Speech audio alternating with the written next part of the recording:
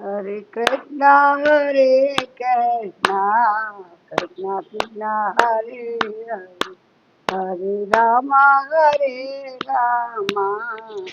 राम राम हरे हरे हरे कृष्णा कृष्णा कृष्णा हरे हरे हरे रामा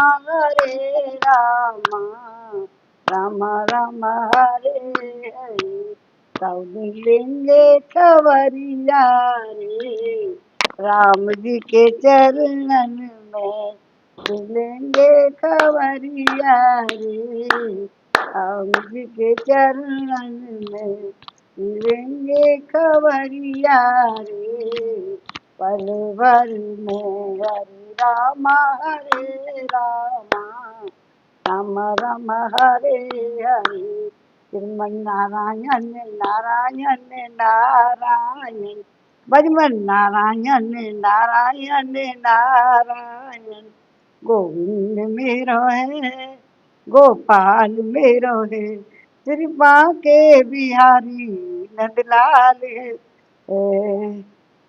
अमृत है हरि नाम जगत में हरि नाम जगत में अमृत है हरि नाम हरि नाम नहीं तो जीना क्या अमृत है हरि नाम जगत में इसे छोड़ भी तेरा से पीना क्या इसे छोड़ भी तेरा से पीना क्या काल सदा अपने रस डोले काल सदा अपने रस डोले न जाने कब सर चढ़ बोले न जाने कब सर चढ़ बोले हर का नाम जतो नित्य हर का नाम भजो जपो नित्य अगले समय पर समय ही ना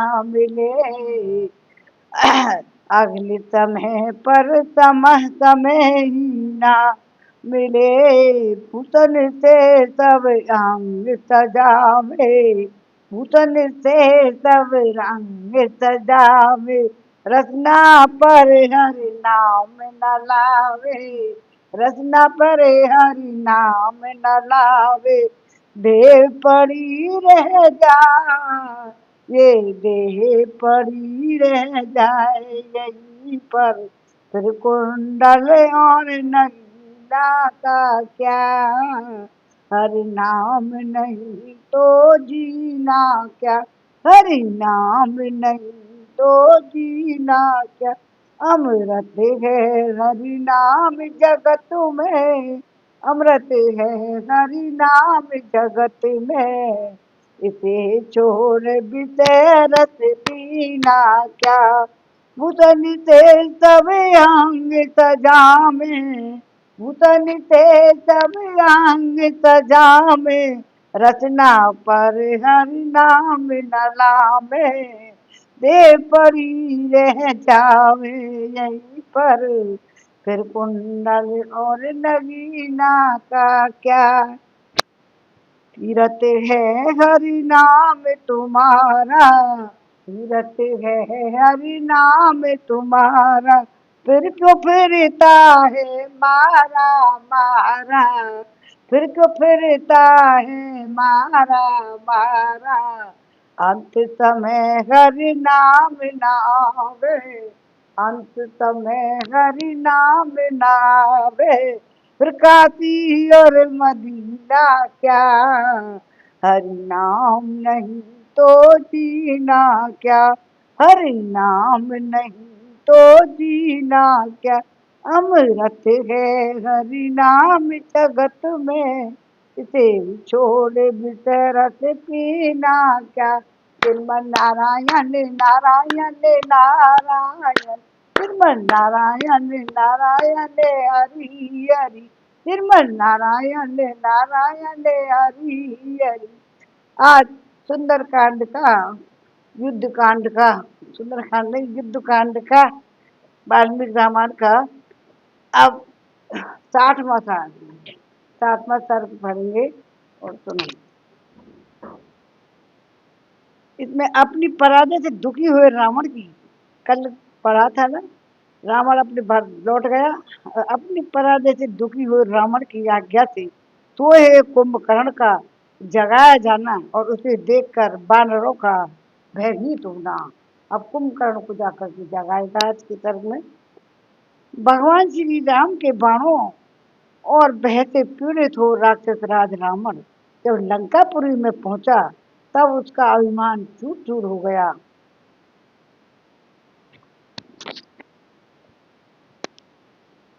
चूर चूर हो गया था और उसकी सारी इंद्रियां कथा से व्याकुल थी।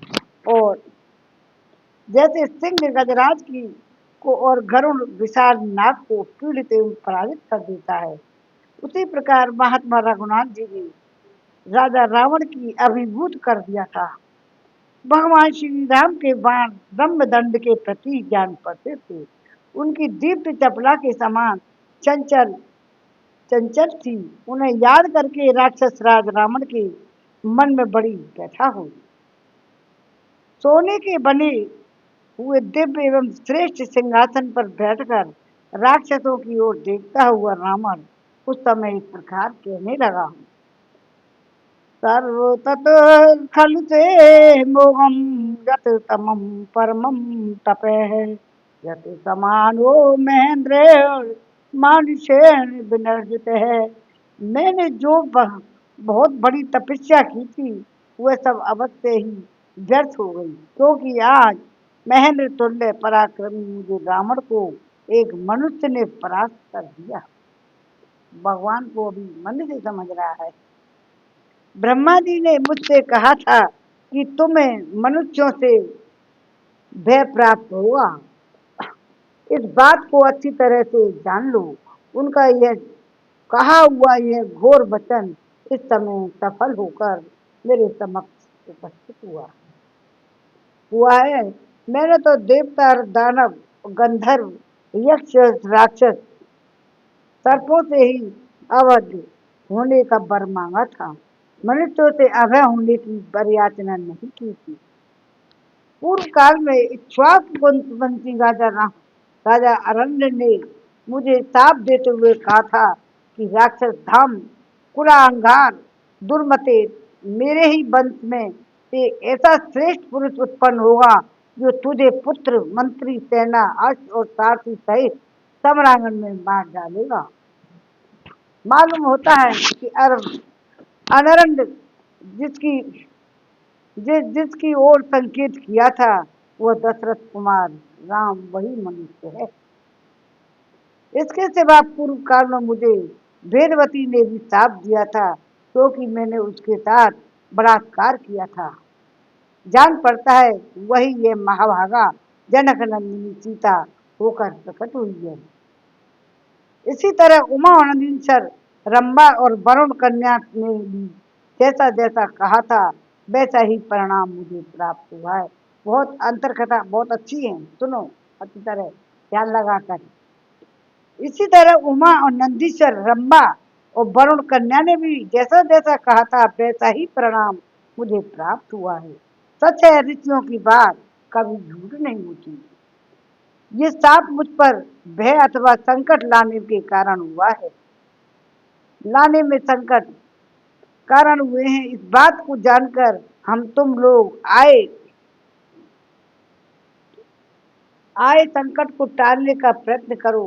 राक्षस लोग राजमार्गों तथा गोपुरों के शिखरों पर उनकी रक्षा के लिए डटे रहे। इसके अंतर्गत यह उमा ने जब कैलाश उठाने के समय भयभीत होने से रावण को शाप दिया था। अंतर्कथा है तेरी मृत्यु स्त्री के कारण होगी। नंदीश्वर की बानर मूर्ति देखकर रावण हंसा था, इसलिए उन्होंने कहा था मेरे समान रूप और पराक्रम वाले ही तेरे कुल का नाश करेंगे। रंभा के निमित्त से नल कुंवर और वरुण कन्या पुंचक स्थला के निमित्त से ब्रह्मा जी ने शाप दिया ताकि अनिच्छा से किसी स्त्री के साथ संभोग करने पर तेरी मृत्यु हो जाएगी। साथ ही अब प्रति गांधियो वेद दानव दर्पहा ब्रह्मताप वस्तु कुंभकर्णो विवध्यात्। साथ ही जिसके गांभीर्य की कहीं तुलना नहीं है, जो देवताओं और दानवों का दर्प दलन करने वाला है, तथा ब्रह्मा जी के साप से प्राप्त हुई निंद्रा जिसे सदा अभिभूत किए रहती है, उस कुंभकर्ण को भी जगाया जाए।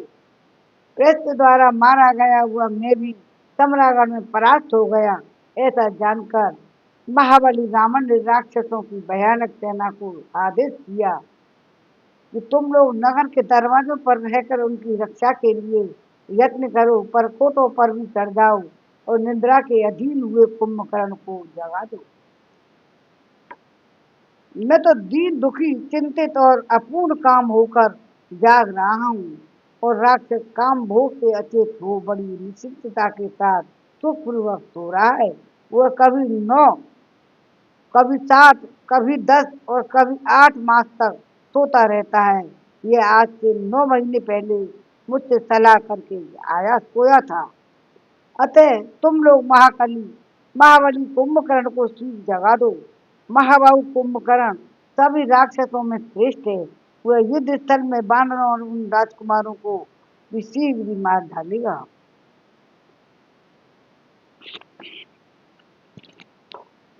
समस्त राक्षसों में प्रधान यह कुंभकर्ण समर भूमि में हमारे लिए सर्वोत्तम विजय वैजंती के समान है।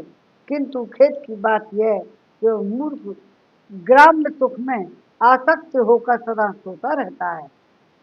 यदि कुंभकर्ण को जगा दिया जाए तो इस भयंकर संग्राम में मुझे राम से पराजित होने का शोक नहीं होगा। यदि इस घोर संकट के समय भी कुंभकर्ण मेरी सहायता करने में समर्थ नहीं हो रहा है, तो इंद्र के तुल्य बलशाली होने पर भी उससे मेरा प्रयोजन ही क्या है? मैं उसे लेकर भी क्या करूंगा? राक्षस राज रावण की यह बात सुनकर समस्त राक्षस बड़ी घबराहट में पड़कर कुंभकर्ण के घर गए। रक्त मांस का भोजन करने वाले वे राक्षस रावण की आज्ञा पाकर मन माल्य तथा खाने पीने की बहुत सी सामग्री लिए सहसा कुंभकर्ण के पास गए। कुंभकर्ण एक गुफा में रहता था जो बड़ी ही सुंदर थी, और वहाँ के वातावरण में फूलों की सुगंध छाई रहती थी। उसकी लंबाई चौड़ाई सब ओर से एक एक भोजन की थी। उसका दरवाजा बहुत बड़ा था। उसमें प्रवेश करते ही महाबली राक्षस कुंभकर्ण सांस के वेग से सहसा पीछे को ठेल दिए गए। फिर बड़ी कठिनाइयों से पैर जमाते हुए वे पूरा प्रयत्न करके उस गुफा के भीतर घुसे। उस गुफा की फर्श में रत्न और सुवर्ण जड़े गए थे, जिससे उसकी रमणीयता बहुत ही बढ़ गई थी। उसके भीतर प्रवेश करके उन श्रेष्ठ राक्षसों ने देखा कि भयानक पराक्रमी कुंभकर्ण सो रहा है। महानिद्रा में निमग्न हुआ कुंभकर्ण बिखरे हुए पर्वत के समान विकृता अवस्था में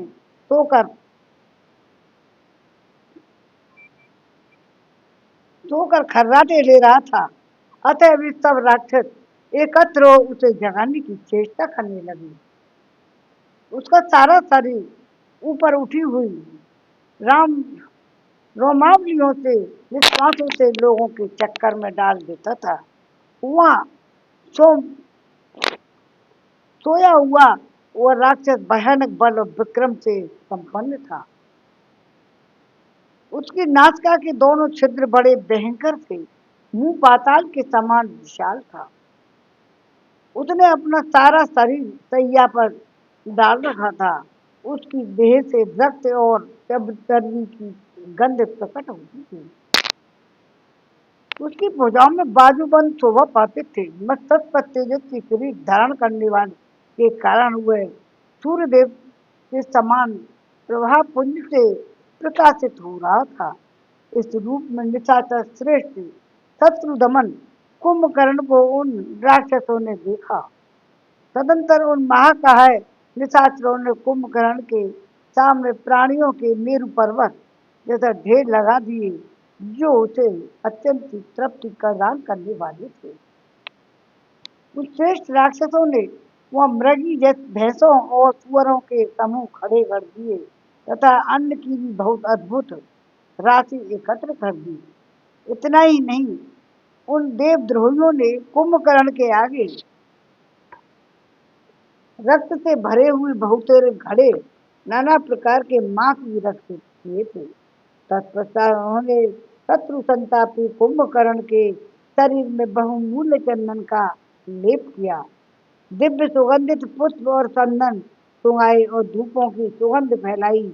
उस शत्रुघ्न वीर की स्तुति की। जहाँ तहाँ खड़े हुए राक्षस मेघों के समान गंभीर ध्वनि से गर्जना करने लगे। इतने पर भी जब कुंभकर्ण नहीं उठा, तब अमृत से भरे हुए राक्षस चंद्रमा के समान श्वेत रंग के बहुत से शंख फूंकने लगे और एक साथ तुमुल ध्वनि से गर्जना करने लगे। वे निशाचर सिंहनाद करने के लिए के ताल ठोकने और कुंभकर्ण के विभिन्न अंगों को झकझोरने लगे।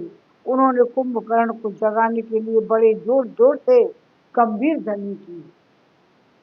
शंख भेरी और प्रणव बजने लगे, ताल ठोकने गर्जने और सिंहनाद का शब्द सब ओर से गूंज उठा।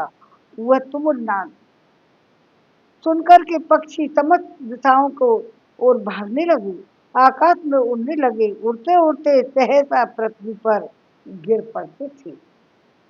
जब उस महान कोलाहल से भी सोया हुआ विशालकाय कुंभकर्ण नहीं जग सका, तब उन समस्त राक्षसों ने अपने हाथ में भुसंडी भुसुंडी मूसल और गोदाएं ले ली और कुंभकर्ण के भूतल पर ही सुख से सो रहा था, उसी की छाती पर पर्वतों शिखरों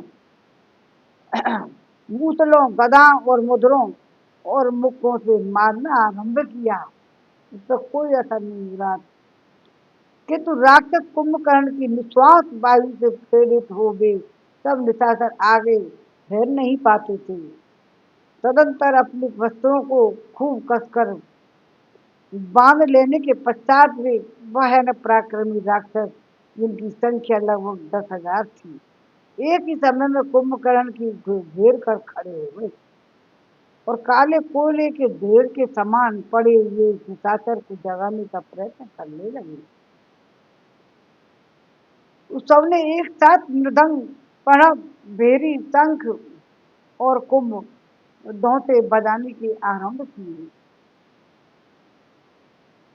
इस तरह वे राक्षस बाजे बजाते और गजते रहे, पर कुंभकर्ण की निंद्रा नहीं टूटी। जब वे उसे किसी तरह से जगा न सके, तब उन्होंने पहले से ही भारी प्रयत्न आरंभ किया।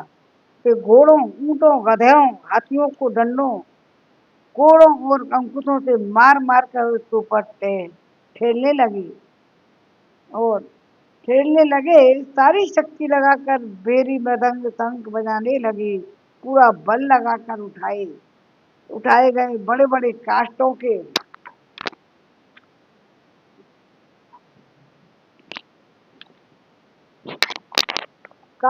समूह मुद्रों और मूसलों से भी उसके अंगों पर प्रहार करने लगे। उस महान कोलाहल से पर्वतों और वनों सहित सारी लंका गूंज उठी, परंतु कुंभकर्ण नहीं जागा और नहीं जागा।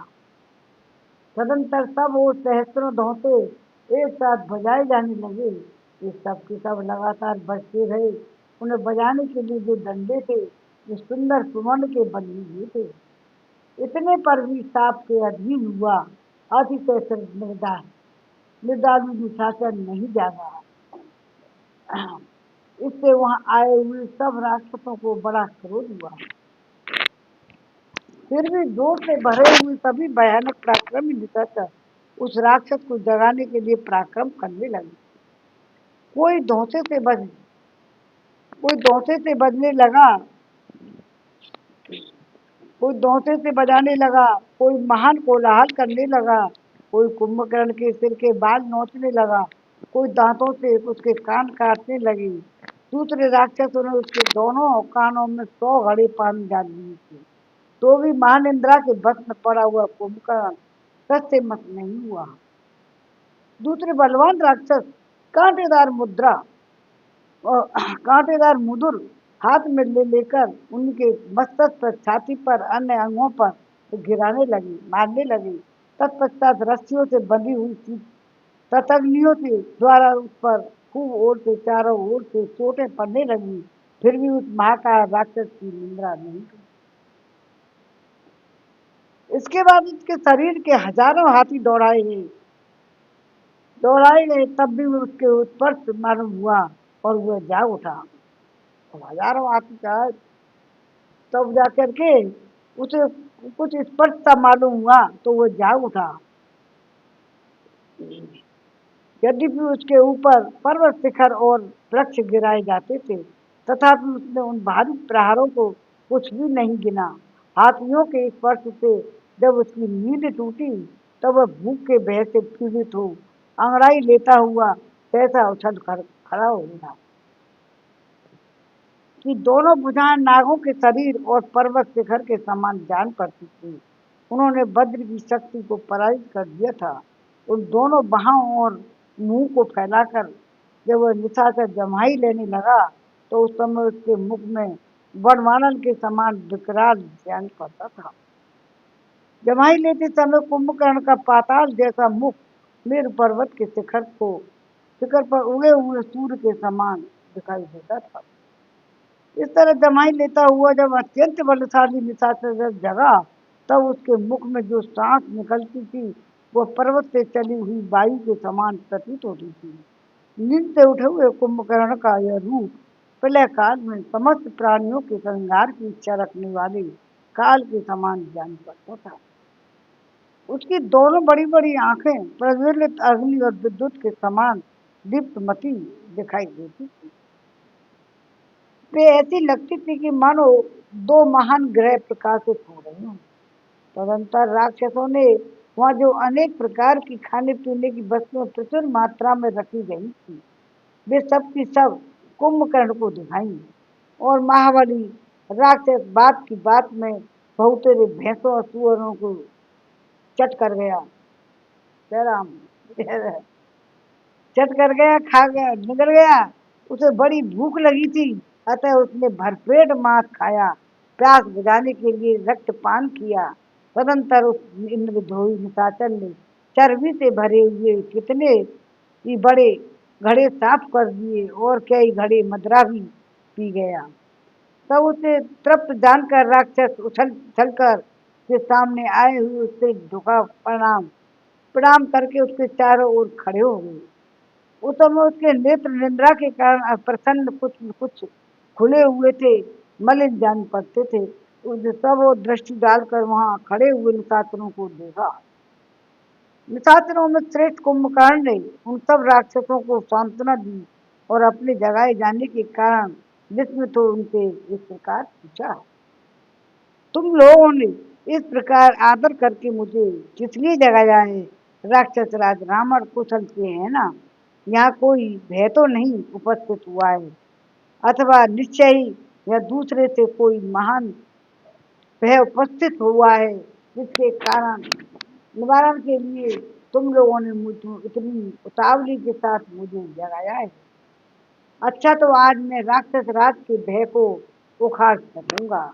महेंद्र पर्वत का इंद्र को भी चीर डालूंगा और अग्नि के समान अग्नि को भी ठंडा कर दूंगा। मुझ जैसे पुरुष को किसी छोटे मोटे कारणवश नींद से नहीं जगाया जाएगा। अतः तुम लोग ठीक ठीक बताओ, मेरे जगाए जाने का क्या कारण है? सत्युवन कुंभकर्ण जब रोष में भरकर इस प्रकार पूछने लगा, तब राजा रावण के सचिव युपाक्ष ने हाथ जोड़कर कहा, महाराज, हमें देवताओं की ओर से तो कभी कोई भय हो ही नहीं सकता। इस समय केवल एक मनुष्य से तुमुल भय प्राप्त हुआ है, जो हमें सता रहा है। राजन, इस समय एक मनुष्य से हमारे लिए जैसा भय उपस्थित हो गया है, वैसा तो कभी दैत्यों और दानवों से भी नहीं हुआ। पर्वताकार बानरों ने आकर इस लंकापुरी को चारों ओर से घेर लिया है। सीताहरण से संतप्त हुए श्री राम की ओर से हमें तुमुल भय की प्राप्ति हुई है। पहले एक ही बानर ने यहाँ आकर महापुरी को जला दिया था और हाथियों तथा साथियों सहित राजकुमार अक्षय को भी मार डाला था। श्री राम सूर्य के समान तेजस्वी हैं। उन्होंने देव शत्रु पुरस्त कुल नंदन साक्षात राक्षस राज रावण को भी युद्ध में हराकर जीवित छोड़ दिया और कहा लंका को लौट जाऊं। महाराज की जो दशा देवता और दैत्य और दानव भी नहीं कर सके वह राम ने कर दी। उनके प्राण संकट से बचे हैं।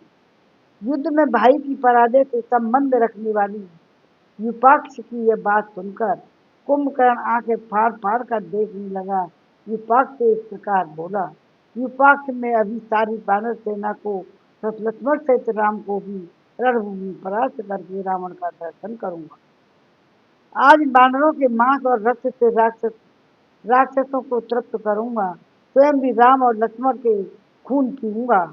कुंभकर्ण के बढ़े हुए विरोध से जोश युक्त अहंकार पूर्ण वचन सुनकर राक्षस योद्धाओं में प्रधान महोदय ने हाथ जोड़कर यह बात कही, महाबाहु पहले चलकर महाराज रावण की बात सुन लीजिए, फिर गुण दोष का विचार करने के पश्चात युद्ध में शत्रुओं को परास्त कीजिएगा। महोदय की यह बात सुनकर राक्षसों से घिरा हुआ रावण महातेजस्वी महाबली कुंभकर्ण वहां से चलने के लिए तैयारी करने लगा। इस तरह सोए हुए भयानक नेत्र रूप और पराक्रम वाले कुंभकर्ण को उठाकर वे राक्षस शीघ्र ही दशमुख रावण के महल गए। दशग्रीव उत्तम सिंहासन पर बैठा हुआ था। उसके पास जा सभी निशाचर हाथ जोड़कर बोले, राक्षेश्वर आपके भाई कुंभकर्ण जाग उठे हैं, कहिए वे क्या करें, सीधे युद्ध स्थल ही पधारें या आप यहाँ उनके पास उपस्थित देखना चाहते हैं। तब रावण ने बड़े हर्ष के साथ उस उपस्थित हुए राक्षसों से कहा, मैं कुंभकर्ण को यहाँ देखना चाहता हूँ, उनका यथोचित सत्कार किया जाए।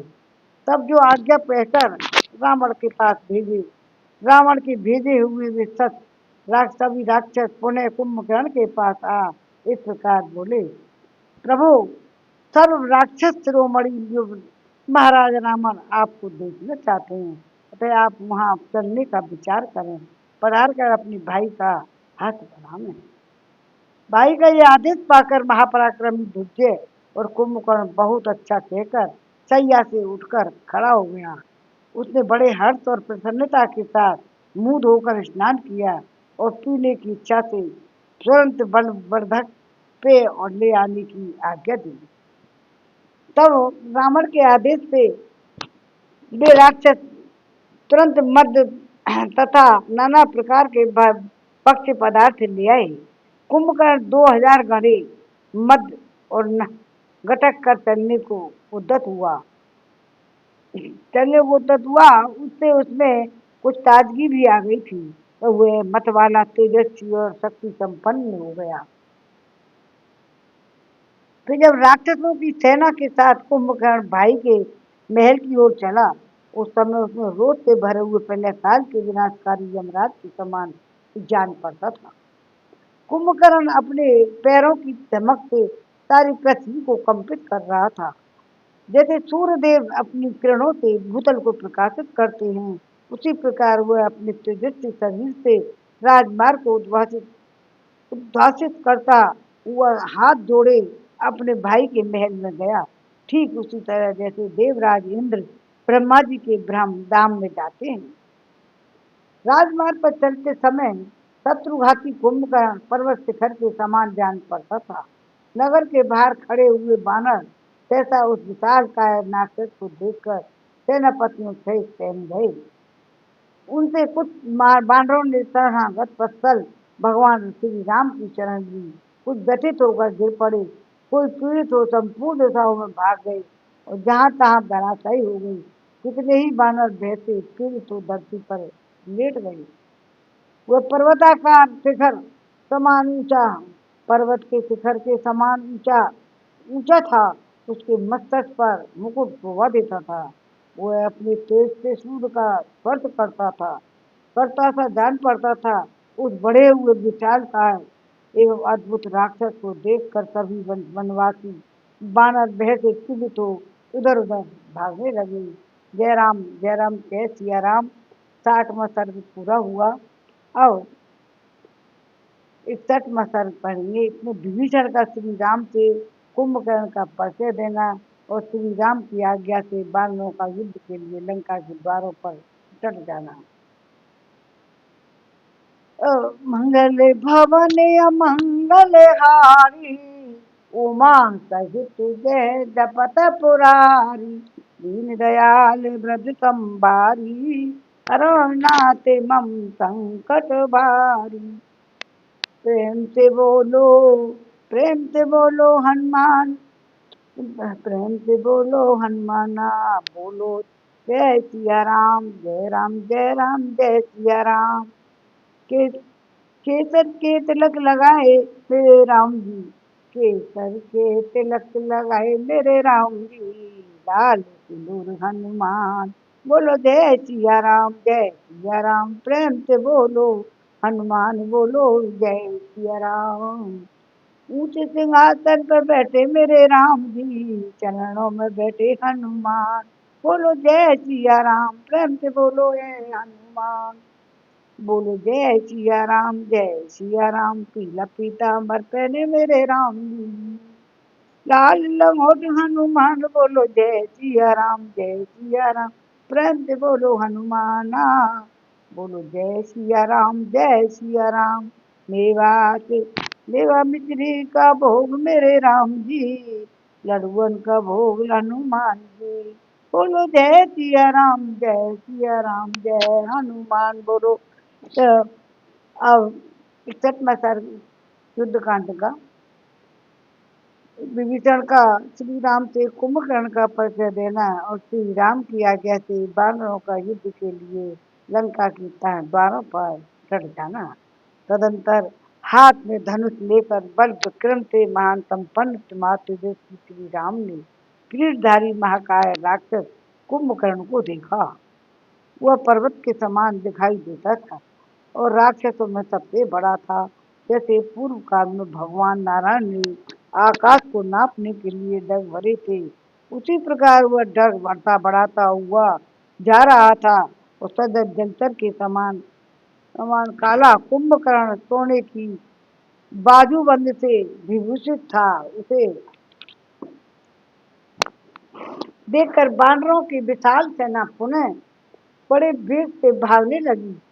अपनी सेना को भागते और राक्षस कुंभकर्ण को भरते देख श्री रामचंद्र जी को बड़ा आश्चर्य हुआ और उन्होंने विभीषण से पूछा, यह लंकापुरी में पर्वत के समान विशाल का वीर कौन है, जिसके मस्तक पर किरीट शोभा पाता है, नेत्र भूरे हैं, ये ऐसा दिखाई देता है मानो बिजली सहित है। इस प्रकार इस भूतल पर वह एकमात्र महान ध्वजा दृष्टिगोचर होता है, जिसे देखकर सारे बानर इधर उधर भाग रहे हैं। विभीषण बताओ, ये कितने बड़े दीन डौल का कौन है, कोई राक्षस है या असुर? मैंने ऐसे प्राणी को पहले कभी नहीं देखा। अनायस ये बड़े बड़े कर्म करने वाले राजकुमार श्री राम ने जब इस प्रकार पूछा तो परम बुद्धिमान विभीषण ने उन ककुत सत्कुलभूषण श्री रघुनाथ जी से इस प्रकार कहा, येन वैवस्यतो युद्धे वासुस्य पराजित विश्वस्य पुत्र कुंभकर्ण प्रतापवान, अस्य प्रमाण सादृश्यो राक्षसोऽन्यो न विद्यते। भगवान जिसने युद्ध में देवस्य यम और देवराज इंद्र को भी पराजित किया था, तो वही है विश्वास विश्वा का प्रतापी पुत्र कुंभकर्ण है। इसके बराबर लंबा दूसरा कोई राक्षस नहीं है। रघुकुल नंदन इसलिए देवता दानव यक्ष नाग राक्षस गंधर्व विद्याधर किन्नरों को सहस्त्रों युद्ध में मार भगाया है। इसके नेत्र बड़े भयंकर हैं। यह महाकाली कुंभकर्ण है। कुंभकर्ण जब हाथ में सूल लेकर युद्ध में खड़ा हुआ, उस समय देवता भी इसे मारने में समर्थ ना हो सके। यह काल रूप है, ऐसा समझकर ये सबके सब मोहित हो गई थी। कुंभकर्ण को स्वभाव से ही तेजस्वी और महाबलवान है। अन्य राक्षस पतियों के पास जो बल है वह वरदान से प्राप्त हुआ है। इस ये महा का है राक्षस ने जन्म लेते ही बाल्यावस्था में भूख से पीड़ित हो कई सहस्त्र प्रजाजनों को खा डाला। जब ये सहस्त्र प्रजाजन इसका आहार बनने लगे, तब वह से पीड़ित हो वे सबके सब देवराज इंद्र के शरण में गए। उन सब ने उनके उसके समक्ष अपना कष्ट निवेदन किया। इससे वज्रधारी देवराज इंद्र को बड़ा क्रोध हुआ। उन्होंने अपने तीखे वज्र से कुंभकर्ण को घायल कर दिया। इंद्र के वज्र की चोट खाकर यह महाकाय राक्षस क्षुब्ध हो उठा और रोषपूर्वक जोर जोर से सिंहनाद करने लगा। राक्षस कुंभकर्ण के बारंबार गर्जना करने पर उसका भयंकर सिंहनाद सुनकर प्रजावर्ग के लोग भयभीत हो और डर गए। तदंतर कुपित हो महाबली कुंभकर्ण के इंद्र की ने ऐरावत के मुंह से एक दांत उखाड़ लिया और उसी से देवेंद्र की छाती पर प्रहार किया। कुंभकर्ण के प्रहार से इंद्र व्याकुल हो गए और उनके हृदय में जलन होने लगी। यह देखकर सब देवता महर्षि दानव सहसा विषाद में डूब गए। तत्पश्चात इंद्र उन प्रजाजनों के साथ ब्रह्मा जी के पास गए। वहां जाकर सबने प्रजापति के समक्ष कुंभकर्ण की धृष्टता का विस्तार पूर्वक वर्णन किया। इसके द्वारा प्रजा के भक्षण और देवताओं के घर्षण, तिरस्कार, ऋषियों के आश्रमों की विध्वंस तथा पराई स्त्रियों के बारंबार हनन होने की बात सुनाई। तो इंद्र ने कहा, भगवान यदि इसकी नित्य प्रति ऐसी ही इस प्रकार की प्रजाजनों का भक्षण करता रहा तो थोड़े ही समय में सारा संसार पूर्ण हो जाएगा।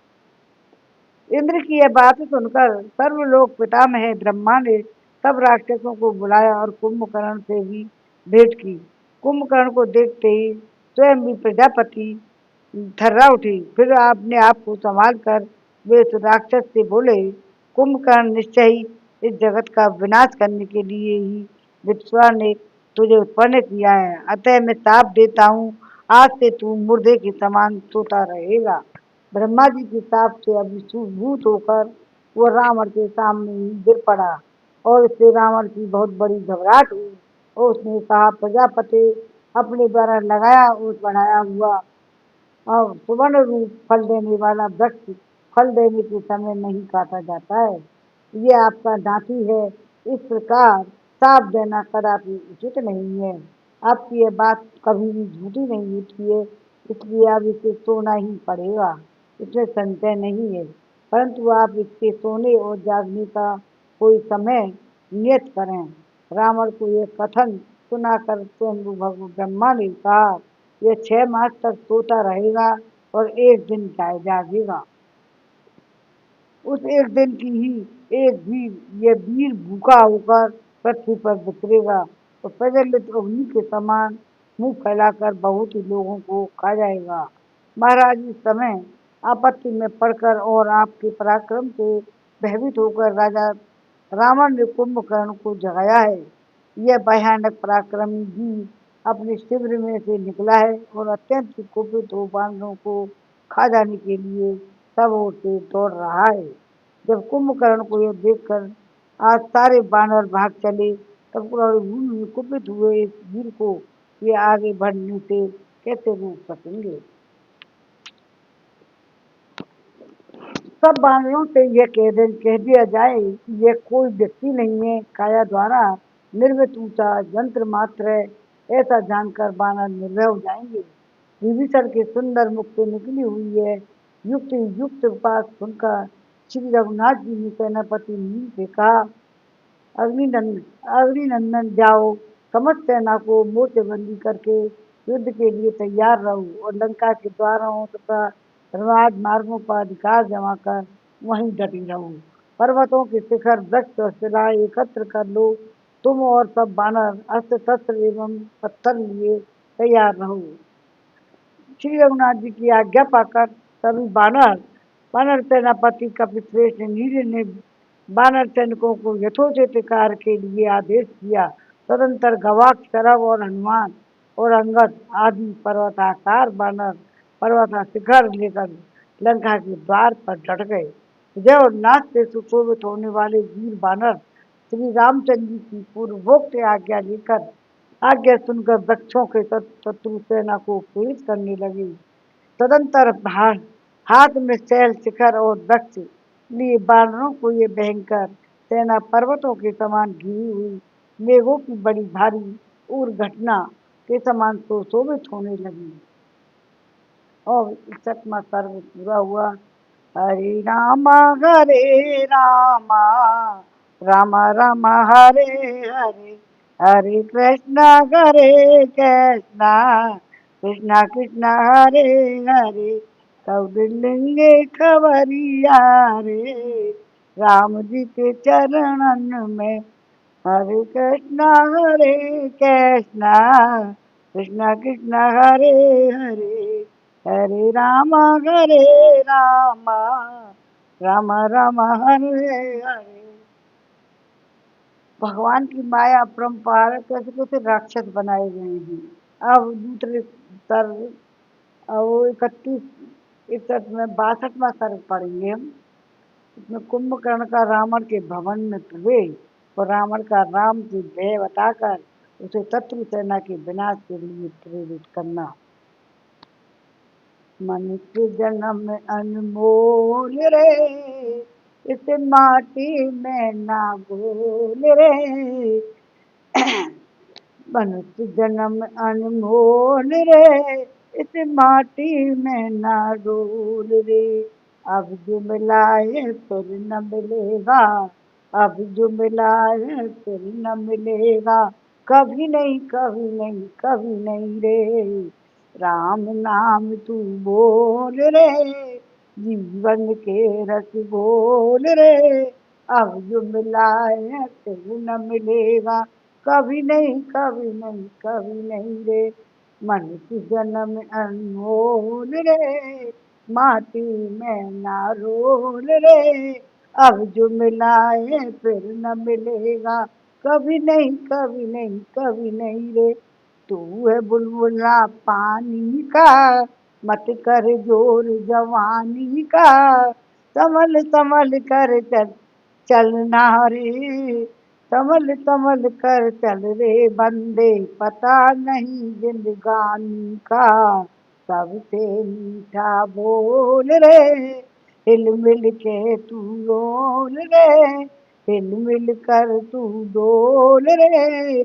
मनुष्य जन्म अनमोल रे, माटी में ना डोल रे। अब जो मिला है फिर न मिलेगा, कभी नहीं कभी नहीं कभी नहीं रे। वंदे पता नहीं जिंदगानी का, सबसे मीठा बोल रे। हिल मिल करके डोल रे, अब जो मिला है फिर न मिलेगा, कभी नहीं कभी नहीं कभी नहीं रे। तू सत्संग में आया कर, गीत प्रभु के गाया कर। तू सत्संग में आया कर, गीत प्रभु के गाया कर। शाम सवेरे बैठ के बंदे प्रभु का ध्यान लगाया कर। हम सवेरे उठ के बंदे प्रभु का ध्यान लगाया कर। नहीं लगता कुछ बोल रे, हरि नाम अनमोल रे। मनुष्य जन्म अनमोल रे, माटी में ना रोल रे। अब जो मिला है फिर न मिलेगा, कभी नहीं कभी नहीं भी नहीं रे। मतलब का संसार है, इसका इतवार है। संभल संभल कर चलना बंदे, संभल संभल कर चल रे बंदे। ए फूल नहीं अंगार है, मन की आंखें खोल रे। माटी हरि का भजन तुम बोल रे। जो कोई अब जो मिला है फिर न मिलेगा, कभी नहीं कभी नहीं कभी नहीं रे।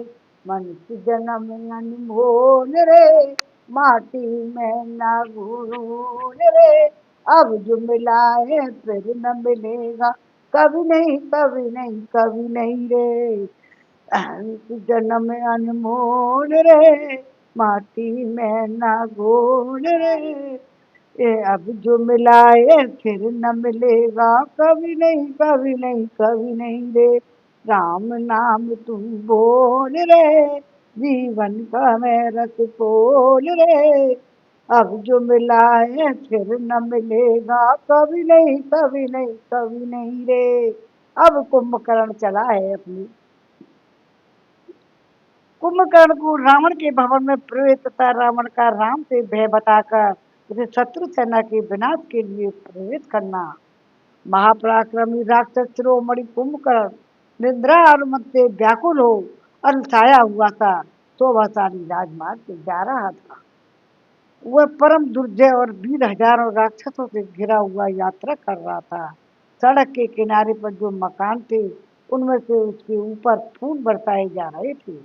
उसने राक्षस राज रावण के रमणीय एवं विशाल भवन का दर्शन किया, जो सोने की जाली से आच्छादित होने के कारण सूर्य देव के समान देदीप्यमान होना दिखाई देता था। जैसे सूर्य मेघों की घटा में छिप जाए, उसी प्रकार कुंभकर्ण ने राक्षस राज के महल में प्रवेश किया और राज सिंहासन पर बैठे हुए अपने भाई को दूर से ही देखा, मानो देवराज इंद्र के समान दिव्य कमलासन पर विराजमान स्वयंभू ब्रह्मा का दर्शन किया हो। राक्षसों सहित कुंभकर्ण अपने भाई के भवन में जाते समय जब एक एक पैर आगे बढ़ाता तो तब पृथ्वी कांप उठती थी। भाई के भवन में जाकर जाकर जब वो भीतर की कक्षा में प्रविष्ट हुआ तो उसने अपने बड़े भाई को उद्विग्न अवस्था में पुष्पक विमान पर विराजमान देखा। कुंभकर्ण को उपस्थित देख दशमुख रावण तुरंत उठकर खड़ा हो गया, बड़े हर्ष के साथ उसे अपने समीप बुला लिया और महाबली कुंभकर्ण ने सिंहासन पर बैठे हुए अपने भाई के चरणों में प्रणाम किया और पूछा, कौन सा कार्य आपका है? रावण ने उछलकर बड़ी प्रसन्नता के साथ कुंभकर्ण को हृदय से लगा लिया। भाई रावण ने उसका आलिंगन करके यथावत रूप से अभिनंदन किया। इसके बाद कुंभकर्ण सुंदर दिव्य सिंहासन पर बैठा। उस आसन पर बैठकर महाबली कुंभकर्ण ने क्रोध से आंख लाल किए रावण से पूछा, राजन किस लिए तुमने मुझे बड़े आदर के साथ मुझे जगाया है? बताओ बता, यहाँ तुम्हें किससे भय प्राप्त हुआ है अथवा कौन परलोक का पथिक होने वाला है? तब रावण अपने पास बैठे हुए कुपित भाई कुंभकर्ण के रोध से चंचल आंखें किए बोला, महाबली जी, तुम्हारे सोए सोए दीर्घ काल व्यतीत हो गया था। तुम तुम गाढ़ निद्रा में निमग्न होने के कारण नहीं जानते थे कि मुझे राम से भय प्राप्त हुआ है। ये दशरथ कुमार बलवान श्रीमान और राम सुग्रीव के साथ समुद्र लांघकर यहाँ आए हैं, हमारे कुल का विनाश कर रहे हैं। हाय देखो, वे तो सही समुद्र में पुल बांधकर सुखपूर्वक यहाँ आए हैं। वानरों ने लंका की समस्त वनों और उपवनों को एकार्ण बना दिया है। यहाँ वानर रूपी जल का समुद्र सा लहरा रहा है। हमारे जो मुख्य मुख्य राक्षस वीर थे उन्हें वानरों ने युद्ध में मार डाला, किंतु रणभूमि में वानरों का संहार होता मुझे किसी तरह नहीं दिखाई देता। युद्ध में कोई वानर पहले जीते नहीं गए हैं। महाबली जी, इस समय हमारे ऊपर यही बड़ा भय उपस्थित हुआ है। तुम इससे हमारी रक्षा करो और आज वानरों को नष्ट कर दो, इसलिए हमने तुम्हें छुड़ाया है। हमारा सारा खजाना खाली हो गया है, अतः मुझ पर अनुग्रह करके तुम इस लंकापुरी की रक्षा करो। अब यहाँ केवल बालक और वृद्ध ही शेष रह गए हैं। महाबाहु, तुम अपने इस भाई के लिए अत्यंत दुष्कर पराक्रम करो, पर तम परंतप आज से पहले कभी किसी भाई से मैंने ऐसी अनुनय विनय नहीं की थी। तुम्हारे ऊपर यह बड़ा इसलिए है और मुझे तुमसे बड़ी आशा है। राक्षस शिरोमणि, तुमने देवासुर संग्राम के अवसरों पर अनेक प्रकार के प्रतिद्वंदी का स्थान लेकर रणभूमि में देवताओं और असुरों को भी परास्त किया है। अतः भयंकर पराक्रमी भी तुम ही यह सारा पराक्रम पूर्ण कार्य संपन्न करो, क्योंकि समस्त प्राणियों में तुम्हारे समान बलवान मुझे और दूसरा कोई नहीं दिखाई देता। तुम युद्ध प्रेमी तो हो ही, अपने बंधु बांधवों से भी बड़ा प्रेम रखते हो। इस समय तुम मेरा यही प्रिय और उत्तम हित करो। अपने तेज से शत्रुओं की सेना को उसी प्रकार गठित कर दो जैसे वेग से उठी प्रचंड वायु शरद ऋतु के बादलों को छिन्न भिन्न कर देती है। जय राम जय सिया राम मंगल बाबा ने मंगल हारी जबहु दशरथ अजर बिहारी दीनदयाल व्रत संभारी हरो नाथ मम संकट भारी 62वां सर्ग पूरा हुआ। अब 63वां सर्ग। कुंभकर्ण का रावण को उसके कुकृत्यों के लिए उपालम देना और उसे धैर्य बनाते हुए युद्ध विषय था प्रकट भी करना। राक्षस राज रावण का यह विलाप सुनकर कुंभकर्ण ठहाका मारकर हंसने लगा। इस प्रकार बोला, भाई साहब, पहले विभीषण आदि के साथ विचार करते समय हम लोगों ने जो दोष देखा था वही तुम्हें इस समय प्राप्त हुआ है, क्योंकि तुमने हितैषी पुरुषों और उनकी बातों पर विश्वास नहीं किया था। तुम्हें शीघ्र ही अपने पाप कर्म का फल मिल गया। जैसे कुकर्मी पुरुषों का नरकों में पड़ना निश्चय है, उसी प्रकार तुम्हें भी अपने दुष्कर्म का फल मिलना अवश्य भावित है। महाराज, केवल बल के घमंड से तुमने पहले इस पाप कर्म की कोई परवाह नहीं की, इसके परिणाम स्वरूप कुछ भी विचार नहीं किया था। जो ऐश्वर्य के अभिमान में आकर अपने करने योग कार्यों को पीछे करता है और पीछे करने योग कार्यों को पहले कर डालता है, वह नीति और अनीति को नहीं जानता है। जो कार्य उचित देश काल न होने पर विपरीत स्थिति में किए जाते हैं, वे संस्कारहीन और अग्नियों में होम हो गए भविष्य की भांति केवल दुख के कारण होते हैं। कहने बढ़िया बात कही है कि जो कार्य उचित देश काल न होने पर विपरीत स्थिति में किए जाते हैं, वे संस्कारहीन और अग्नियों में होम गए भविष्य की भांति केवल दुख के ही कारण होते हैं। जो राजा सचिवों के साथ विचार करके क्षय वृद्धि और स्थान रूप से उपलक्षित साम दान दंड और तीनों कर्मों के 5 प्रकार के प्रयोग को काम में लाता है, वही उत्तम नीति मार्ग पर विद्यमान होता है, ऐसा मान समझना चाहिए। जो नरेश नीति शास्त्र के अनुसार मंत्रियों के साथ साथ मंत्रियों के साथ क्षय आदि के लिए उपयुक्त समय का विचार करके तदनुरूप कार्य करता है, वो अपनी बुद्धि से सुहृदों की पहचान कर लेता है, वही कर्तव्य और अकर्तव्य का विवेक कर पाता है। राक्षस राजनीति के पुरुष की चाहिए को धर्म अर्थ काम का अथवा सबका अपने समय पर सेवन करे। तीनों द्वंद्वों का अर्थ धर्म और काम अर्थ इन सबका भी उपयुक्त समय में ही सेवन करें। धर्म अर्थ और काम इन तीनों में धर्म ही श्रेष्ठ है, अतः विशेष अवसरों पर अर्थ और काम की उपेक्षा करके धर्म का ही सेवन करना चाहिए। इस बात को विश्वसनीय पुरुषों से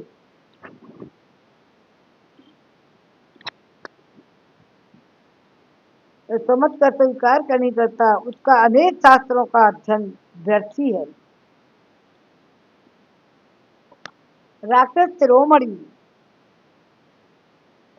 ये मनुष्य की राजा मंत्रियों से अच्छी तरह सलाह करके समय के अनुसार दान भेद और पराक्रम का इनके पूर्व 5 प्रकार के योग का और नय और अनेका तथा ठीक समय पर धर्म अर्थ और काम का सेवन करता है, वह इस लोक में कभी दुख या विपत्ति का भागी नहीं होता है।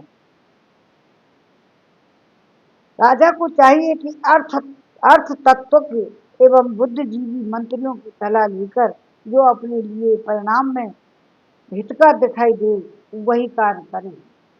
जो पशु के समान बुद्धि वाले किसी तरह मंत्रियों के भीतर सम्मिलित कर लिए गए हैं, वे शास्त्र अर्थ को तो जानते नहीं, केवल भ्रष्टतावश बातें बनाना चाहते हैं। शास्त्र के ज्ञान से शून्य और अर्थशास्त्र से अनभिज्ञ होते हुए भी प्रचुर संपत्ति चाहने वाले उन अयोग्य मंत्रियों की कही हुई बात कभी नहीं माननी चाहिए। जो लोग भ्रष्टता के कारण अहितकर बात को हित का रूप देकर कहते हैं, फिर निश्चय ही सलाह लेने योग्य नहीं होते। अतः उन्हें इस कार्य से अलग कर देना चाहिए। वे तो काम बिगाड़ने वाले ही होते हैं। कुछ बुरे मंत्री काम और उपाय के ज्ञाता शत्रुओं के साथ मिल जाते हैं और अपने स्वामी का विनाश करने के लिए ही उसे विपरीत कर्म करवाते हैं। जब किसी वस्तु या कार्य के विषय के लिए मंत्रियों की सलाह ली जा रही हो, उस समय राजा व्यवहार के द्वारा उन मंत्रियों को पहचानने का प्रयत्न करे जो घूस आदि लेकर शत्रुओं से मिल गए हैं और अपने मित्र से बने रहकर वास्तव में शत्रु का काम करते हैं। जयराम, जय सिया राम। इसमें थोड़ा सा अलग से बताया है। जब अपनी बुद्धि और शत्रु का हानि के समय जो दंड उपयोगी ज्ञान युद्ध यात्रा उचित है, अपनी ओर शत्रु की समान स्थिति हो तो काम पूर्वक संधि कर लेना ही उचित होता है, तथा अपनी हानि और शत्रु की वृद्धि का समय हो तब उसे कुछ देकर आश्चर्य आश्रय ग्रहण करना उचित होता है। यहाँ यह बात इसलिए कही गई है कि शास्त्र के अनुसार प्रातः काल धर्म का, मध्यान्ह काल में अर्थ का, रात्रि काल सेवन का विधान है। अतः उन सब समयों पर धर्म आदि का सेवन करना चाहिए। अतः प्रातः काल में धर्म और अर्थ रूप द्वंद्व का, मध्य काल में अर्थ और धर्म का और रात्रि में काम और अर्थ का सेवन करना चाहिए। करें जो हर समय केवल काम का ही सेवन करता है, वह पुरुषों में अधम कोट का मनुष्य है। जो राजा चंचल है, आपात आपातरणीय वचनों को सुनकर ही संतुष्ट हो जाता है, वह सहसा बिना सोचे विचारे किसी भी कार्य की ओर दौड़ता है। उसके इस छिद्र दुर्बलता को शत्रु लोग उसी तरह ताड़ जाते हैं जैसे कौच पर्वत छेद को पक्षी, कौच पर्वत छेद से होकर के पक्षी से जैसे पर्वत के ऊपर आते जाते हैं, उसी तरह शत्रु भी राजा के उस छिद्र या कमजोरी का लाभ उठाते हैं। कितनी बढ़िया बात कही है कुंभकर्ण ने। जो राजा शत्रु की अवहेलना करके अपनी रक्षा का प्रबंध नहीं करता, वह अनेक अनर्थों का भागी होता है और अपने स्थान राज्य से नीचे उतार दिया जाता है। तुम्हारी प्रिय पत्नी मंदोदरी और मेरे छोटे भाई विभीषण ने पहले तुमसे जो कहा था वही हमारे लिए हितकर था। यो तुम्हारी जैसी इच्छा हो वैसा करो। कुंभकर्ण की यह बात सुनकर दशमुख रावण ने बहुत टेढ़ी कर ली और कुपित होकर उससे कहा, तुम मानवीय गुरु और आचार्य की भांति मुझे उपदेश क्यों दे रहे हो? इस तरह भाषण देने का परिश्रम करने से क्या लाभ? इस समय जो उचित और आवश्यक हो वह काम करिए। मैंने भ्रम से चित्त में मोह से अपने बल और पराक्रम के भरोसे पहले जो तुम लोगों को बात नहीं मानी थी और उसकी समय पुनः चर्चा करना अब व्यर्थ है। जो बात बीत गई तो बीत गई। बुद्धिमान लोग बीती बात के लिए बारंबार तोक नहीं करते। इस समय हमें क्या करना चाहिए इसका विचार करो। अपने पराक्रम से मेरे अनीति जनित दुख को शांत कर दो। यदि मुझ पर तुम्हारा देह इसलिए है, यदि तुम अपने भीतर यथेष्ट पराक्रम समझते हो, यदि मेरे इस कार्य को परम कर्तव्य समझकर हृदय में स्थान देते हो तो युद्ध करो। वही सुख तो हृदय है जो सारा कार्य नष्ट हो जाने से दुखी और स्वजन पर आक्रमण अनुग्रह करता है, तथा वही बंधु है जो अनिति के मार्ग पर चलने से संकट में पड़े हुए पुरुषों की सहायता करता है। रावण को इस प्रकार की दारुण वचन बोलते देख उसे रुष्ट समझकर कुंभकर्ण धीरे धीरे मधुर वाणी में कुछ कहने को उद्यत हुआ। उसने देखा मेरे भाई सारी इंद्रियां अत्यंत विक्षुब्ध होती हैं। अतः कुंभकर्ण धीरे धीरे उसे सांत्वना देते हुए कहा, शत्रुदमन महाराज, सावधान होकर मेरी बात सुनो। राक्षस राज संताप करना व्यर्थ है। अब तुम्हें रोष त्याग कर स्वस्थ हो जाना चाहिए। पृथ्वीनाथ, मेरे जीते जी तुम्हें मन में ऐसा भाव नहीं लाना चाहिए। तुम्हें जिसके कारण संतप्त होना पड़ रहा है उसे मैं नष्ट कर दूंगा। महाराज, अवश्य ही ये सब अवस्थाओं में मुझे तुम्हारे हित की बात करनी कहनी चाहिए। अतः मैंने बंधु भाव और भ्रातृ स्नेह के कारण ये बातें कही हैं। इस समय एक भाई को स्नेहवश जो कुछ कहना उचित है वही करूंगा। अब रणभूमि मेरे द्वारा किया जाने वाला शत्रुओं का संहार देखो। महाभाव, आज युद्ध के मुहाने पर मेरे द्वारा भाई सहित राम के मारे जाने के पश्चात तुम देखोगे कि वानरों की सेना किस तरह भागी जा रही है। महाभाव, आज मैं संग्राम भूमि में राम का सिर काट लाऊंगा। उसे देखकर तुम सुखी होना और सीता सीता दुख में डूब जाएगी। लंका में जिन राक्षसों के सगे संबंधी मारे गए हैं वे भी आज राम की मृत्यु देख लें, यह उनके लिए बहुत ही प्रिय बात होगी। अपने भाई बंधुओं के मारे जाने से जो लोग अत्यंत दुख में शोक में डूबे हुए हैं, आज मैं युद्ध में शत्रु का नाश करके मैं उनसे आंसू पोंछूंगा। आज पर्वत के समान विशाल काय बानर राज सुग्रीव को सम्रांगण में धूल से लथपथ होकर गिरे हुए देखोगे, जो सूर्य सहित मेघ के समान दृष्टिगोचर होंगे। निष्पाप निशाचर राज ये राक्षस तथा मैं सब लोग दशरथ पुत्र राम को मार डालने की इच्छा रखते हैं। तुम्हें इस बात के लिए आश्वासन देते हैं तो भी तुम सदा व्यथित क्यों रहते हो। राक्षस राज, पहले मेरा वध करके ही राम तुम्हें मार सकेंगे, किंतु मैं अपने विषय में राम से संताप या भय नहीं मानता। शत्रुओं को संताप देने वाले अनुपम पराक्रमी भी इस समय तुम इच्छानुसार मुझे युद्ध के लिए आदेश दो। शत्रुओं से जूझने के लिए तुम्हें दूसरे किसी की ओर देखने की आवश्यकता नहीं है। तुम्हारे महाबली शत्रु यदि इंद्र, यम, अग्नि, वायु और कुबेर और वरुण से भी से हों तो मैं उनसे भी युद्ध करूंगा तथा उन सबको उखाड़ फेंकूंगा। मेरा पर्वत के समान विशाल शरीर है। मैं हाथ में तीखा त्रिशूल धारण करता हूँ। मेरे दाढ़ें भी बहुत तीखी हैं। मेरे सिंहनाद करने से न इंद्र भी भय से थर्रा उठेंगे। अथवा यदि मैं शस्त्र त्याग करके भी वेद पूर्वक शत्रुओं को रौंदता हुआ रणभूमि में विचरने लगूं तो कोई भी जीवित रहने की इच्छा वाला पुरुष मेरे सामने नहीं ठहर सकता। मैं न तो शक्ति से, न गदा से, न तलवार से और न पहले बाणों से ही काम लूंगा। रोज से भर कर केवल दोनों हाथों से ही वज्रधारी इंद्र जैसे शत्रुओं को भी मौत के घाट उतार दूंगा।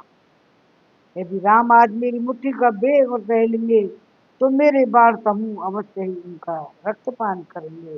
राजन, मेरे रहते हुए तुम किस लिए चिंता की आग में झुलस रहे हो। मैं तुम्हारे शत्रुओं का विनाश करने के लिए अब रणभूमि में जाने को उद्यत हूं।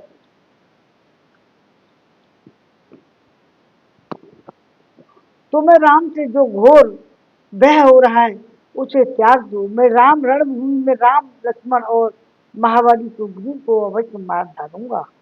युद्ध उपस्थित होने पर मैं राक्षसों का संहार करने वाले उस हनुमान जी को भी जीवित नहीं छोड़ूंगा जिसे लंका जलाई थी। साथ ही अन्य दानवों को भी खा जाऊंगा। आज ही मैं तुम्हें अलौकिक एवं महान यश प्रदान करूंगा। आज मैं तुम्हें अलौकिक महान और यश प्रदान करना चाहता हूँ। राजन, यदि तुम इंद्र और तथा स्वयं ब्रह्मा से भी भय तो मैं उस भय को भी उसी तरह नष्ट कर दूंगा जैसे सूर्य रात्रि के अंधकार को। मेरे कुपित होने पर देवता धराशायी हो जाएंगे, फिर मनुष्य और बानरों का तो बात ही क्या। मैं यमराज को भी शांत कर दूंगा, सर्वपक्षीय अग्नि के धारण कर जाऊंगा। नक्षत्रों सहित सूर्य को भी पृथ्वी पर मार गिराऊंगा। इंद्र का भी वध कर डालूंगा। समुद्र को भी पी जाऊंगा। पर्वतों को भी चूर चूर कर दूंगा। भूमंडल को विदीर्ण कर डालूंगा। आज मेरे द्वारा लाखाए जाने वाले सब प्राणी दीर्घ काल तक सोकर उठे हुए मुझे महाकुंभकर्ण का पराक्रम देखें। यह सारी त्रिलोकी आहार बन जाए तो भी ऐसा मेरा पेट नहीं भरता। राम कुंभकर्ण का शब्द। दशरथ कुमार श्री राम का वध करके मैं तुम्हें उत्तरोत्तर सुख की प्राप्ति कराने वाला शुभ सौभाग्य देना चाहता हूँ। लक्ष्मण सहित राम का वध करके सभी प्रधान प्रधान वानर पत्नियों को खा जाऊंगा। राजन, अब मौज करो, मदिरा पियो और मानसिक दुख को दूर करके सब कार्य करो, आज मेरे द्वारा राम यमलोक पहुंचा दिए जाएंगे, फिर तो सीता त्रिकाल तक सदा के लिए तुम्हारे अधीन हो जाएगी। 63वां सर्ग पूरा हुआ। मंगल भवन मंगलहारी, द्रवहु दशरथ अजर बिहारी, दीनदयाल भ्रदतम भारी, हरनाथ मम संकट हारी। 64वां सर्ग युद्ध कांड का। महोदर का कुंभकर्ण के प्रति आक्षेप करके रावण को बिना युद्ध के ही अभिष्ट वस्तु की प्राप्ति का उपाय बताना। अपनी भुजाओं से सुशोभित होने वाले विशालकाय बलवान राक्षस कुंभकर्ण का ये वचन सुनकर महोदर ने कहा, कुंभकर्ण तुम उत्तम कुल में उत्पन्न हुए हो, परंतु तुम्हारी दृष्टि बुद्धि निम्न श्रेणी के लोगों के समान है। तुम ढीठ और घमंडी हो, इसलिए सभी विषयों में क्या कर क्या कर्तव्य है इस बात को नहीं जान सकते। कुंभकर्ण हमारे महाराज नीति और अनीति के नहीं जानते हैं, ऐसी बात नहीं है। तुम केवल अपने वचन के कारण धृष्टता पूर्वक इस तरह की बातें कहना चाहते हो। राक्षस शिरोमणि रावण देश काल के लिए उचित और कर्तव्य को जानते हैं, अपने तथा शत्रु पक्ष के स्थान बुद्धि और एक क्षय को अच्छी तरह जानते हैं, समझते हैं। जिसने वृद्ध पुरुषों की उपासना या संतंग नहीं किया और जिसकी बुद्धि गंवारों के समान है, ऐसा बलवान पुरुष कुछ कर्म के नहीं कर सकता। जिसे अनुचित समझता है वो वैसे कर्म को कोई बुद्धिमान पुरुष कैसे कर सकता है। जिन अर्थ धर्म और काम को तुमने पृथक पृथक आश्रय वाले बता रहे हो, उन्हें ठीक ठीक समझने की तुम्हारे भीतर शक्ति ही नहीं है। सुख के आधार साधन भूत जो त्रिवर्ग धर्म अर्थ काम और सबका एकमात्र कर्म ही प्रयोजक है, क्योंकि कर्मानुष्ठान रहित है, उसके धर्म अर्थ काम पर कोई भी पुरुषार्थ सफल नहीं होता।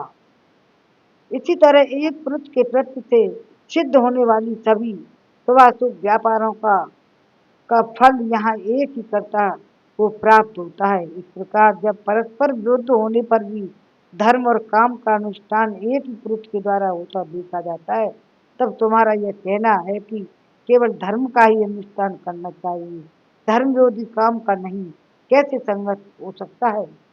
निष्काम भाव से किए गए धर्म जय और ध्यान आदि अर्थ धन साध्य यज्ञ दान आदि ये सब चित्त बुद्धि के लिए यद्यपि ये निश्रेष हैं, मोक्ष रूपी फल की प्राप्ति करने वाले हैं, तथापि कामना विशेष से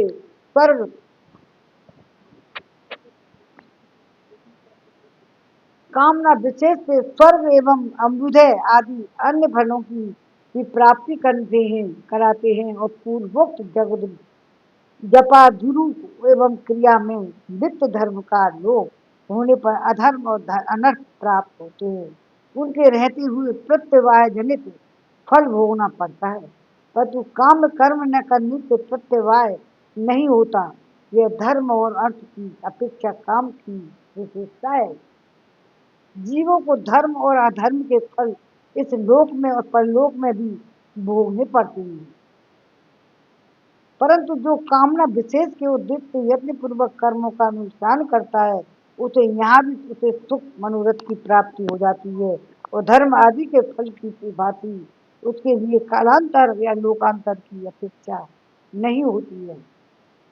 इस तरह काम धर्म और अर्थ से विलक्षण सिद्ध होता है। यहाँ राजा के लिए काम रूपी पुरुषार्थ का सेवन उचित ही है ही। ऐसा ही राक्षस राज ने अपने हृदय में निश्चित किया है और यही हम मंत्रियों को भी सम्मति है। शत्रुओं की प्रति साहसपूर्ण कार्य करना कौन सा अनीति है। अतः इन्होंने जो कुछ किया है उचित ही किया है। तुमने युद्ध के लिए अकेले अपने ही प्रस्थान करने के विषय में जो हित दिया है, आपने महान बल के द्वारा शत्रु को परास्त कर देने की जो घोषणा की है, उसमें भी असंगत एवं अनुचित बात कही गई है, उसे मैं तुम्हारे सामने रखता हूँ।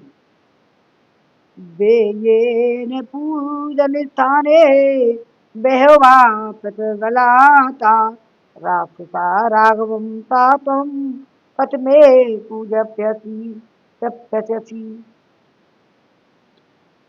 जिन्होंने पहले धनुष्ठान में बहुत से अन्यत्र बलशाली राक्षसों को मार डाला था, उन्हीं रघुवंशों और श्री राम को तुम अकेले ही कैसे परास्त करोगे? धनुष्ठान में श्री राम ने पहले जिन महान बलशाली दुशासनों को मार भगाया था, वे आज भी इस लंकापुरी में विद्यमान है। उनका यह भय अब तक दूर नहीं हुआ है।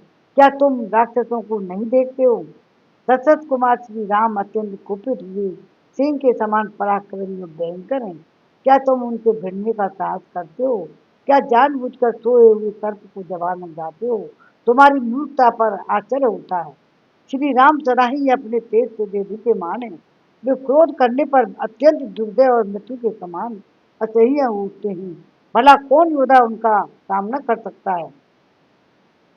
हमारी यह सारी सेना भी यदि इस अजय शत्रु का सामना करने के लिए खड़ी हो तो उसका जीवन भी संशय में पड़ सकता है। अर्थात युद्ध के लिए तुम्हारा अकेले जाना मुझे बिल्कुल अच्छा नहीं लगता है। जो सहायकों से संपन्न और प्राणों को बाजी लगाकर शत्रुओं का संहार करने के लिए निश्चय विचार रखने वाला हो, ऐसे शत्रु को अत्यंत साधारण मानकर कौन असहाय योद्धा बस में लाने की इच्छा रख सकता है? राक्षस शिरोमणि, मनुष्यों में जिसकी क्षमता करने वाला दूसरा कोई नहीं है, जो इंद्र और सूर्य के समान तेजस्वी हैं, उन श्री राम के साथ युद्ध करने का हौसला तुम्हें कैसे हो रहा है? रोष के आवेश में युक्त कुंभकर्ण ऐसा कहकर महोदर समस्त राक्षसों के बीच में बैठे हुए लोगों को रुलाने वाले रावण से कहा, महाराज आप विदेह कुमारी को अपने सामने पाकर भी किस लिए विलंब कर रहे हैं? आप जब चाहें जब सीता आपके बस में हो जाएगी। राक्षस राज मुझे ऐसा उपाय सुझाए जो सीता को आपकी सेवा में उपस्थित करके करके ही रहेगा। आप कीजिए और ठीक जचे तो काम में लीजिए। आप नगर में यह घोषित घोषित करा दें कि महोदय दुर्जय, सहंती, कुंभकर्ण और पितरदंड ये 5 राक्षस राम का वध करने के लिए जा रहे हैं। हम लोग रणभूमि में जाकर प्रयत्नपूर्वक श्री राम के साथ युद्ध करेंगे। यदि आपके शत्रुओं पर हम विजय प्राप्त पा गए तो हमारे लिए सीता को भस्म करने के निमित्त दूसरे किसी उपाय की आवश्यकता ही नहीं रह जाएगी।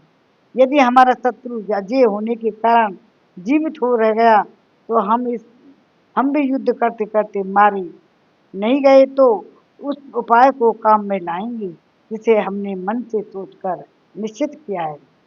राम नाम से अंकित बाणों द्वारा अपने शरीर को घायल कराकर खून से लथपथ हो हम ये कहते हुए युद्ध भूमि से वहां लौटेंगे तो हमने राम और लक्ष्मण को खा लिया। इस समय हम आपके पैर पकड़कर यह भी कहेंगे कि हमने शत्रुओं को मारा है, इसलिए आप हमारी इच्छा पूरी कीजिए। यकीनात तब आप हाथी की पीठ पर किसी की बिठा करके सारे नगर में यह घोषणा करा दें कि भाई और सेना के सहित राम मारा गया।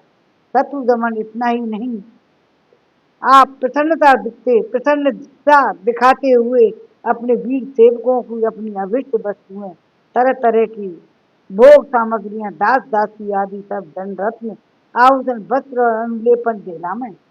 अन्य योद्धाओं को भी बहुत से उपहार दें और स्वयं भी खुशी मनाते हुए मद्यपान करें। तदंतर जब लोगों में ये सबकी ओर से चर्चा फैल जाएगी जाए राम अपने सुहृदों सहित राक्षसों के आहार बन गए हैं और सीता के कानों में भी यह बात पड़ जाए, तब आप सीता को समझने के लिए एकांत मिनट के निवास स्थान पर जहाँ तरह तरह से धीरज बढ़ाकर वे धन धान्य की भांति भोग और रत्न आदि का लोभ दिखावें। राजन, इस परिवर्तन से अपने को अनाथ मानने वाली सीता का शोक और भी बढ़ जाएगा और वह इच्छा न होने पर भी आपके अधीन हो जाएगी। अपने रमणीय पति को विनष्ट हुआ शान हुआ निराशा और नारी सुलभ सफलता के कारण आपके बस में हो जाएगी आ जाएगी। ये वह पहले सुख में पली हुई और फिर सुख भोगने के योग्य है, परंतु इन दिनों दुख से दुर्बल हो गई है। ऐसी दशा में अब आपके ही अधीन अपना सुख समझकर सर्वथा आपकी सेवा में आ जाएगी। मेरे देखने में यह सबसे सुंदर नीति है। युद्ध में तो श्री राम का दर्शन करते ही आपको अनर्थ मृत्यु का ही प्राप्ति हो सकती है। अतः आप युद्ध स्थल में जाने के लिए उत्सुक न हों। यही आपके लिए अभिष्ट मनोरथ की सिद्धि हो जाएगी। बिना युद्ध के ही आपको सुख का महान लाभ होगा। महाराज, जो राजा बिना युद्ध के ही शत्रु पर विजय प्राप्त करता है, उसकी सेना नष्ट नहीं होती, उसका जीवन भी संचय नहीं करता, वह पवित्र एवं महान यश पाता है तथा दीर्घ काल तक लक्ष्मी एवं उत्तम कीर्ति का उपभोग करता है। और राजन इस प्रवंचना से अपने आप को अनाथ मान्य करता है। युद्ध कांड का 64वां सर्ग पूरा हुआ। मंगल भवन अमंगल हारी, दबऊ दशरथ अजर बिहारी, दीन दयाल ब्रज संभारी, हरनाथ मम संकट भारी। मंगल भवन अमंगल हारी, दबऊ दशरथ अजर बिहारी। हरे राम राम राम हरे हरे, हरे कृष्ण कृष्ण कृष्ण हरे हरे। कौदिलिंगे खबरिया रे, राम जी के चरणन में मन हो जा दीवाना रे, राम जी के चरणन में। मंगल भवन अमंगल हारी, देवऊ दशरथ अजर बिहारी। श्री राम जय राम जय राम जय श्री राम, जय राम जय राम जय श्री राम। हरे राम राम राम हरे हरे, हरे कृष्ण कृष्ण कृष्ण हरे हरे, हरे राम राम राम हरे हरे। श्रीमन नारायण नारायण हरे हरि, श्रीमन नारायण नारायण हरि हरि, भजमन नारायण नारायण हरि हरि, श्रीमन नारायण नारायण हरि हरि, श्रीमन नारायण नारायण हरि हरि। जके श्री के लाल दसाए काम, तुम रूठे रहो मोहन, हमें तुम्हें मना लेंगे। असर होगा घर में बैठे बुला ले। हरे राम राम राम हरे हरे, हरे कृष्णा कृष्ण कृष्ण हरे। आरती करवाओ। आरती श्री रामायण जी की, कीरत कलित ललित सियपी की, गावत ब्रह्मादिक मुनि नारद, वाल्मीकि विज्ञान विशारद, सुख सनकादि शेष और सारद, वरन पवन सुत कीरतनी की। आरती श्री रामायण जी की, संतन गावत शंभ भवानी, असगढ़ संभव मुनि विज्ञान, व्यास आदि कवि कुंज बखानी, काक भूषण गरुड़ के ही।